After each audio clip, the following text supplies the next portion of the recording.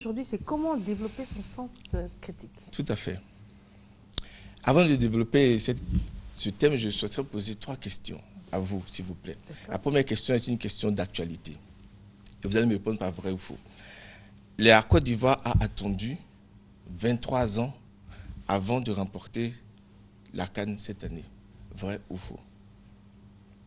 Elle a attendu 23 ans avant de remporter la CAN, oui, c'est vrai. Donc c'est vrai. Oui. Deuxième question, ça c'est une question de géographie. La ville de Korogo est située au nord de la Côte d'Ivoire. Vrai ou faux? Oui, c'est vrai. Troisième question, une question d'histoire. M. Alassane Ouattara est le premier Ivoirien à avoir été nommé Premier ministre de Côte d'Ivoire. Vrai ou faux? Oui, c'est vrai. Alors, vous venez de répondre vrai aux 3 questions qui ont été posées. Moi, il y a quelque temps, j'aurais répondu exactement comme vous, parce que c'est ce que tout le monde croit. Avoir l'esprit critique, c'est justement cette capacité que nous avons à collecter les informations, à les analyser, les interpréter et les comprendre, en vue de démêler le vrai du faux. Parce que justement, dans les 3 réponses que nous avons données, elles sont 3 fausses réponses. Non, Je vais vous... ne dites pas ça. Exactement. Et je vais vous dire tout au long de mon exposé que ce ne sont pas 3 bonnes réponses.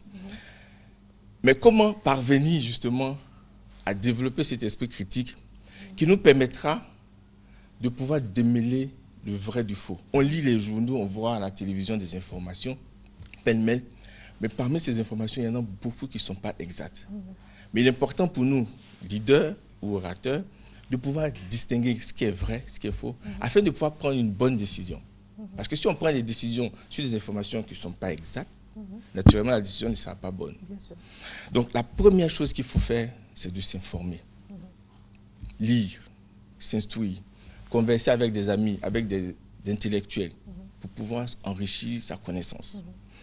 Et quand on s'informe, on se rend compte, par exemple, que le président, enfin, M. Alassane Ouattara, a été nommé Premier ministre, c'est vrai, en 1990, mais avant lui, le président Félix Houphouët-Boigny a été nommé en 1959 Premier ministre de Côte d'Ivoire. Mais ça, c'est l'information. Et si on s'arrête à cette information, on se rend compte qu'on n'a pas tout à fait la bonne réponse. Tout à fait, oui. Parce qu'avant le président Félix Houphouët-Boigny, M. Auguste Denis a été nommé, et lui, c'est lui le premier Ivoirien à avoir été nommé Premier ministre de Côte d'Ivoire. Donc il faut s'informer. Deuxième élément, il ne faut pas prendre des décisions de façon hâtive. Parce qu'en général, quand on prend une décision sur un coup de tête ou bien de façon précipitée, on regrette très souvent. Donc prendre le temps de la réflexion avant de prendre une décision. Réunir tous les éléments de fait avant de pouvoir se prononcer ou prendre une option. Après la prise de décision, il faut maintenant garder l'esprit ouvert. Quand vous avez, je dis que les réponses que vous avez données n'étaient pas exactes, vous êtes étonné. Parce que c'est impensable. Mais bien, il faut avoir l'esprit ouvert pour se dire, la vérité peut venir de là où on ne l'attend pas. C'est parce que vous savez que la ville de Korogo est au nord de la Côte d'Ivoire que moi je vous dis que ce n'est pas exact. Vous avez dit non, ce n'est pas possible, parce que depuis l'école primaire, c'est ce qu'on me dit. Mais je vous dis qu'au nord de la Côte d'Ivoire se trouve le Burkina et le Mali. Donc la ville de Korogo ne peut pas être au nord de la Côte d'Ivoire. Au nord de la Côte d'Ivoire se trouve un autre territoire en dehors de la Côte d'Ivoire. La ville de Korogo est une ville de la Côte d'Ivoire. L'expression qu'il faut étudier, c'est la ville de Korogo est dans le nord de la Côte d'Ivoire. Et là, c'est encore la recherche, c'est encore l'esprit critique, c'est encore tous ces éléments qui me permettent de dire que, est-ce que c'est correct de dire que la ville de Korogo est au nord de la Côte d'Ivoire? Même si tout le monde le dit, tout le monde a tort. Parce que la règle, c'est la grammaire. La langue de Moli a ses règles. Et pour exprimer cette idée, l'expression, c'est dans. C'est pas moi qui l'ai fixé, c'est la règle de Moli. Ensuite, il faut être honnête envers soi-même. Parce qu'on ne sait pas tout. Donc, on doit pouvoir apprendre encore davantage. Tous les jours que Dieu nous donne est une occasion d'apprentissage. Il faut être aussi honnête, quand on est convaincu d'une position, de pouvoir la conserver. Moi, je sais, par exemple, après mes recherches, après avoir déroulé le processus qui conduit à l'esprit critique, que la Côte d'Ivoire n'a pas attendu 23 ans. La Côte d'Ivoire a attendu 21 ans pour avoir la coupe cette année. Parce qu'elle a eu la coupe en 1992. Elle a conservé la coupe jusqu'en 1994 avant de la remettre en jeu. Donc c'est à partir de 1994 qu'elle espère cette coupe. Elle n'a pas eu jusqu'en cette année 2015. Donc ça fait bien 21 ans. Mais tout le monde dit, ça fait 23 ans qu'on a attendu. Non. Faut c'est pousser la réflexion, c'est la connaissance, c'est l'humilité. Exactement. C'est la recherche. C'est la recherche. Continue. Il faut toujours remettre en question une information qu'on reçoit. Même si elle vient d'une autorité. Par exemple, un professeur éminent en droit peut donner une affirmation. A priori, comme c'est une autorité en la matière, on la prend pour vrai. D'accord. Mais il faut aussi avoir ce sens critique qui permet de dire, se poser des questions. Et si ce n'était pas vrai? Donc expliquez-nous pourquoi est-ce qu'on pense que c'est le président Alassane Ouattara qui était Premier ministre, qui a été le premier Premier ministre? Parce qu'on a vu en 1990 le président Houphouët-Boigny le nommer Premier ministre. C'est vrai. Mais on ne s'est pas posé la question, que s'est-il passé avant? On ne se pose pas des questions. Et quand on ne se pose pas ces questions, on n'a pas de réponse. Et on n'a pas l'esprit critique. L'esprit critique, c'est justement se poser continuellement les questions. Et un autre élément dans l'esprit critique, c'est de pouvoir distinguer un fait d'avec une opinion. Et très souvent, on mélange les deux et c'est dangereux.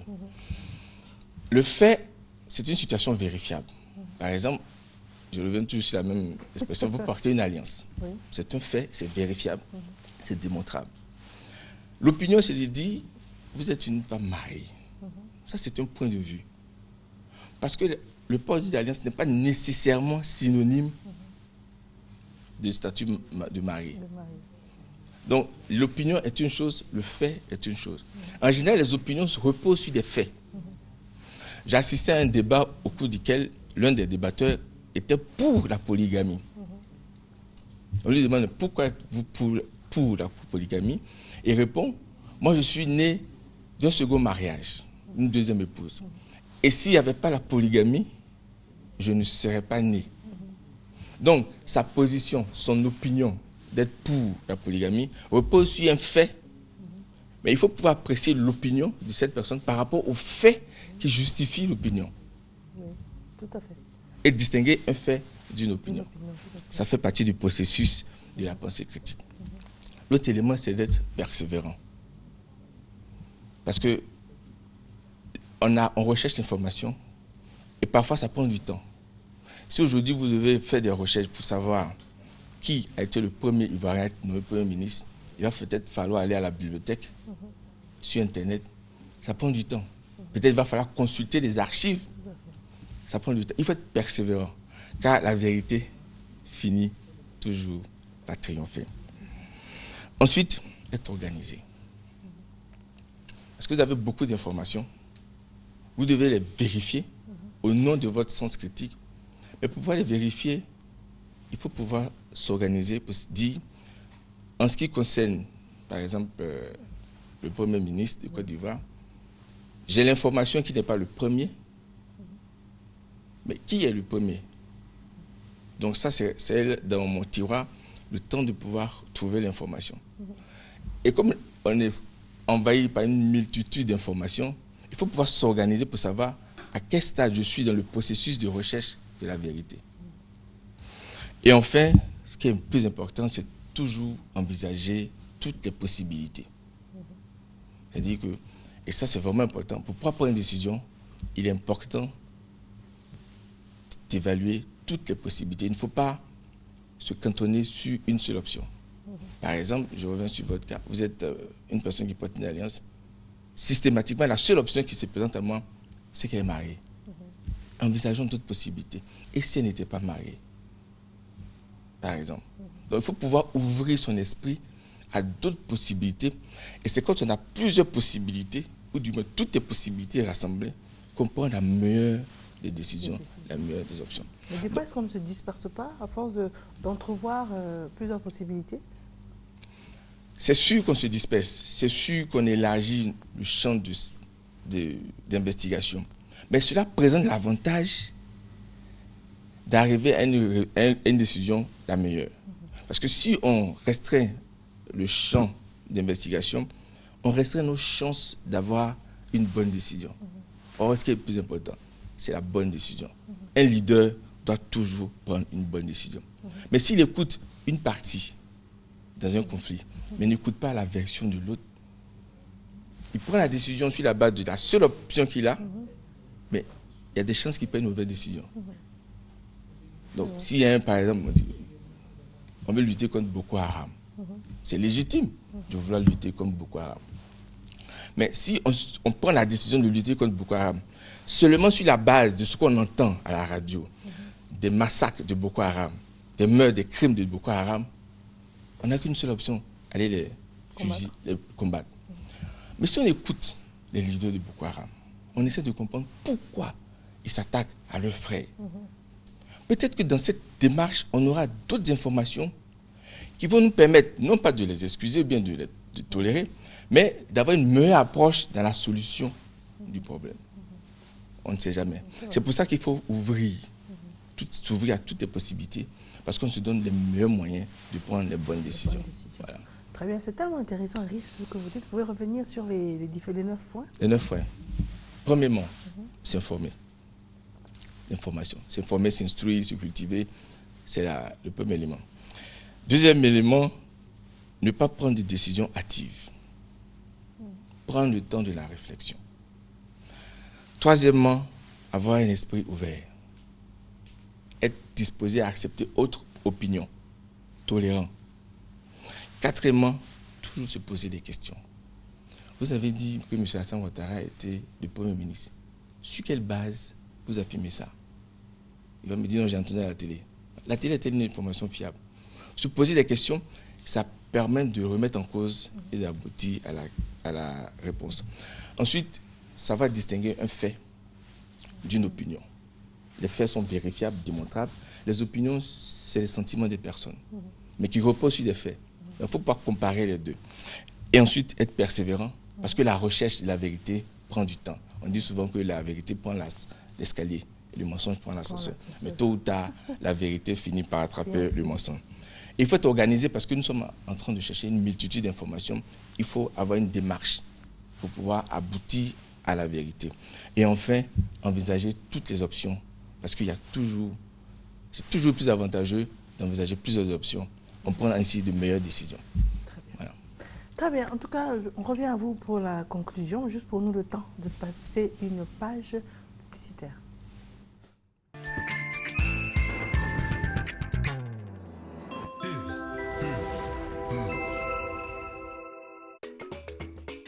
Je m'appelle Kwasi. J'ai choisi D6 Fort de Bayer parce qu'il est petit. Donc, facile à transporter.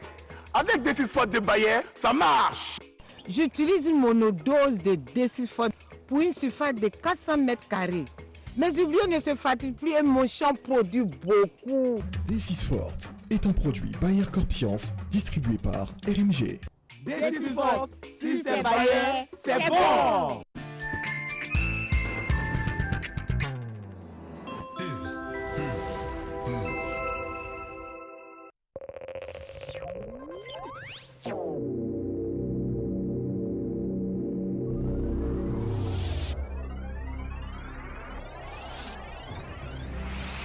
Monsieur Bamba Kassoum, président de la Chambre nationale de métiers de Côte d'Ivoire, informe les acteurs du secteur de l'artisanat que depuis l'adoption du Code communautaire de l'artisanat de l'UEMOA et de la loi relative à l'artisanat, il fait obligation aux artisans et aux entreprises artisanales de se faire immatriculer à la Chambre nationale de métiers de Côte d'Ivoire et auprès des chambres régionales de métiers à l'intérieur. La CNMC, en collaboration avec Orange Côte d'Ivoire, remercie les artisans pour leur collaboration. Mise en œuvre des mesures d'interdiction des sachets plastiques.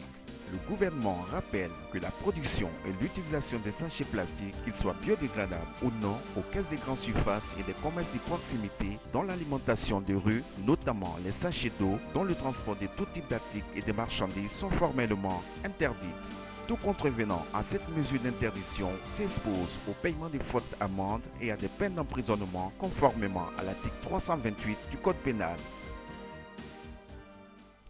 Afin de permettre à tous les citoyens de notre pays d'entrer dans l'ère numérique, l'ANSUT lance le projet Un citoyen, un ordinateur, une connexion sous l'égide du ministère de la Poste et des Technologies de l'Information et de la Communication. Pour que tous les Ivoiriens puissent acquérir un ordinateur ou une tablette et une connexion Internet à prix réduit. Avec le lancement du projet Un citoyen, un ordinateur, une connexion, l'État travaille pour vous.